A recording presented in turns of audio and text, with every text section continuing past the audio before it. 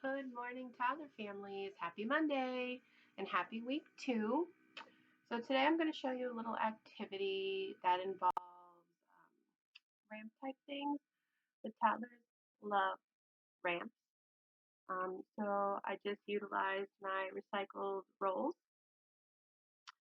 and all you'll need to do is find something in your house that's round. This is a little styrofoam ball from crafting. Uh, any little type of round object will work.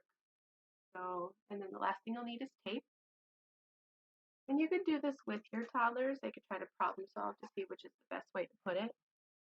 So what you're going to do is you're just going to put your roll on the wall and tape it.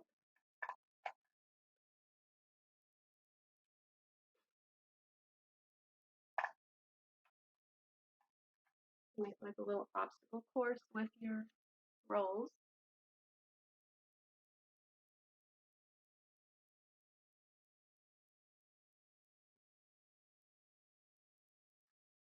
And you can make this as big or as small as you want.